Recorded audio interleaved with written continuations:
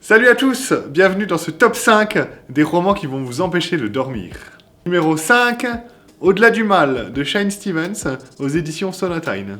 Ça raconte l'histoire de Thomas Bishop. Il est interné dans un institut psychiatrique à l'âge de 10 ans après avoir tué sa propre mère. 15 ans plus tard, il s'évade et il entame un périple sanglant à travers tous les États-Unis. Il va vous empêcher de dormir déjà parce que c'est gros, 759 pages, et surtout, vous n'arriverez pas à le lâcher. Il y a du suspense non-stop du début jusqu'à la toute fin. Numéro 4, Les Furtifs de Alain Damasio, aux éditions de La Volte.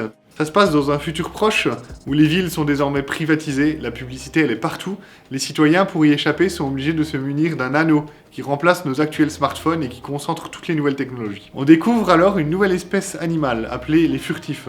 Rapides, indétectables, ils sont capables d'échapper à votre regard comme aux caméras. Le personnage principal est un père à la recherche de sa fille, dont la disparition pourrait bien avoir un lien avec l'existence des mystérieux furtifs. Ça va vous empêcher de dormir déjà parce que c'est un gros livre, on est à 687 pages quand même, mais surtout, la quête de ce père à la recherche de sa fille est très touchante.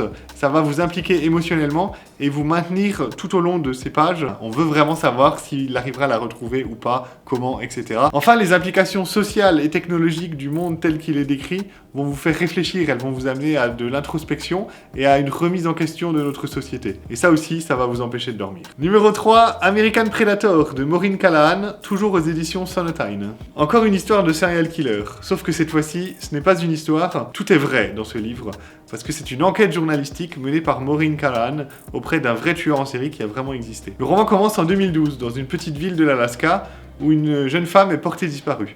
On va alors suivre pas à pas l'enquête de la police pour retrouver cette jeune femme. Et petit à petit, au fur et à mesure que l'enquête avance, les policiers vont découvrir en même temps que vous, lecteurs, qu'ils ont affaire à un des plus terrifiants serial killers qui ait jamais existé. Ça va surtout vous empêcher de dormir parce que la réalité rejoint la fiction. On est dans un récit journalistique mais qui est digne des meilleurs thrillers. Le suspense est insoutenable. En plus, le récit de l'enquête est extrêmement précis, très documenté, c'est vraiment passionnant à suivre. Impossible de lâcher ce livre. Au milieu du livre, l'enquête change d'un peu de direction et c'est plus le récit des policiers qui va nous captiver, mais bel et bien la personnalité du tueur en série qu'on a envie de comprendre. Et quand enfin vous aurez terminé, au lieu d'éteindre la lumière, vous serez obligé d'aller sur internet pour vous documenter et croiser les sources. Il y a même sur YouTube des vidéos, des interrogatoires menés par la police. Et vraiment, ce qui va achever de vous maintenir réveillé, c'est finalement tout ce qui n'est pas dans les livres, tout ce que la police n'a pas réussi à découvrir. Et surtout, combien d'autres tueurs semblables à celui-là, la police n'a jamais pu découvrir. Terrifiant. En numéro 2, on a la trilogie Underworld USA de James Ellroy, édité chez Rivage Thriller. James Ellroy est sans conteste le roi du roman policier. Avec cette trilogie, il décrypte l'histoire récente des États-Unis entre 1958 et 1972. On assistera au meurtre de Kennedy, à la guerre du Vietnam, jusqu'au scandale du Watergate. Ellroy va se concentrer particulièrement sur les relations qui impliquent le FBI, la mafia et la scène politique des États-Unis. On y suivra, comme d'habitude dans ses romans, le destin de 3 ou 4 personnages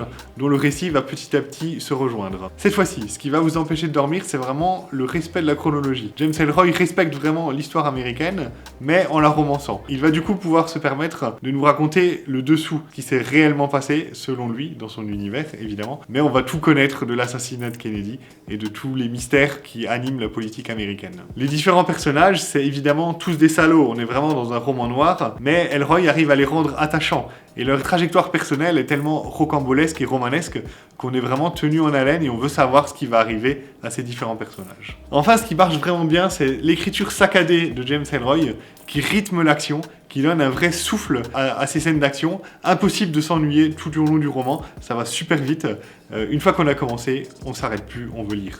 Numéro 1, La maison dans laquelle, de Mariam Pietrosiam, aux éditions Monsieur Toussaint Louverture. L'histoire se déroule entièrement dans une étrange bâtisse qui fait office d'internat pour des enfants handicapés. Dans cette école un petit peu bizarre, les enfants semblent laissés à leur compte. En effet, les adultes sont quasiment absents du récit. Dès lors, les enfants vont s'autogérer et vont surtout s'organiser en différents clans rivaux qui vont s'affronter et chacun va développer sa propre mythologie, ses propres légendes. Ça va absolument vous empêcher de dormir parce qu'on est quand même sur 953 pages, mais surtout les personnages sont absolument passionnants et attachants. On a vraiment envie de savoir ce qui va arriver à tous ces personnages et qu'on a tous envie de découvrir et de connaître. En plus de cela, l'univers créé dans ce livre est tellement particulier, mais tellement foisonnant et intéressant qu'on a envie de s'y plonger dedans et de ne jamais arrêter cette histoire.